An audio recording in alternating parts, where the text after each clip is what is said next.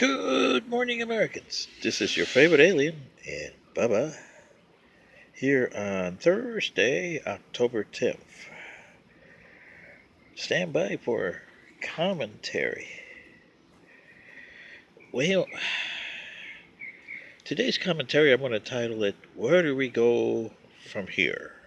Or Where Do You Go From Here? Because you are in the middle of a Kobayashi Maru, and it's quickly turning into Waterloo.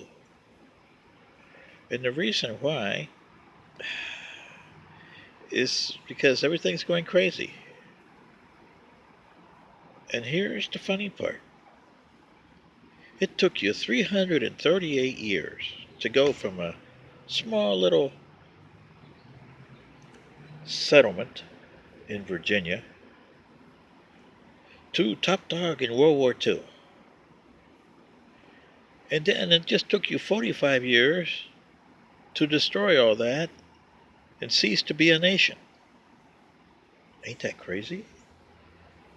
388 years of hard sweat, lives lost, tears, good and bad times.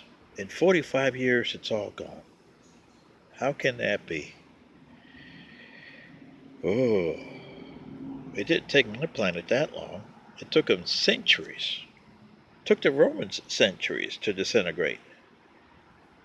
Only took you 45 years? Wow. That must say something about the American psyche today, huh? I was listening to CNN yesterday, which is, pro-impeachment. Especially Miss Brooke Baldwin there. She was interviewing this, I'm assuming it's a constitutional guy. I forget what his name was. But he was trying the darndest to tell her how come Richard Nixon worked and what is wrong with today's impeachment. And she wasn't listening. That is crazy. She says, well, the subpoenas. And he says, yeah, Richard Nixon went the same route. He challenged the subpoenas, but it was when the subpoenas were late. I mean, they already had done their damage. And did he appeal it? No. But like he tried to tell her, one of his assistants that was being tried did try to appeal it, H.R. Haldeman,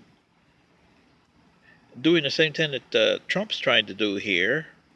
And the Supreme Court and the courts overturned them, saying, no way, Jose, you lose.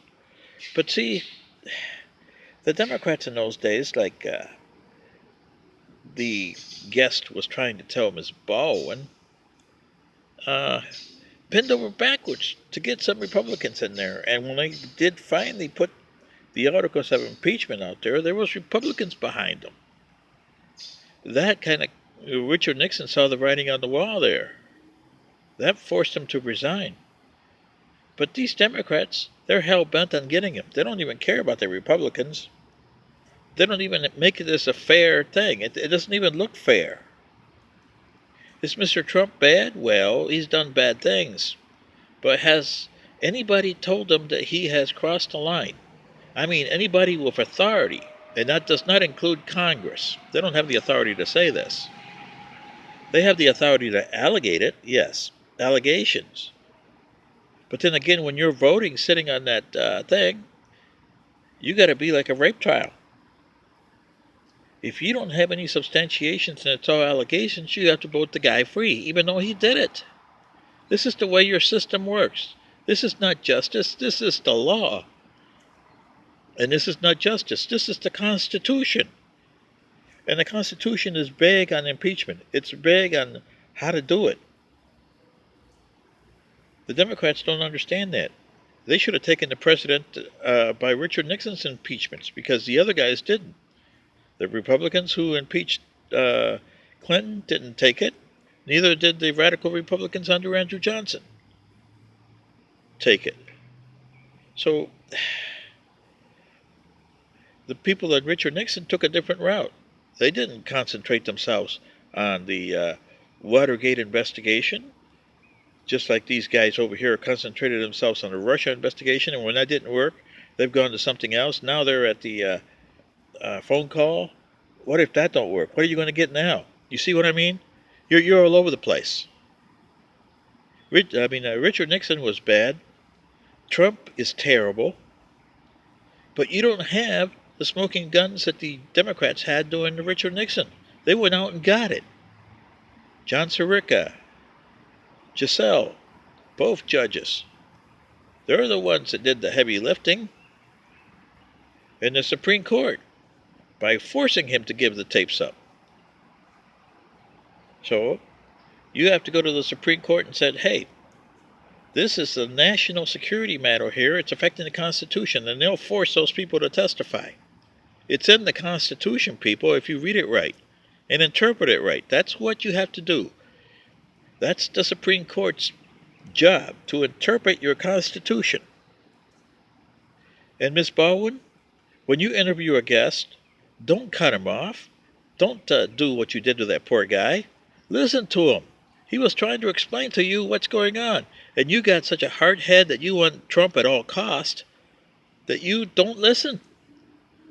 I'm not pro-Trump and I'm not anti-Trump. I'm pro-Constitution here. And you guys are putting it to hell in the handbasket.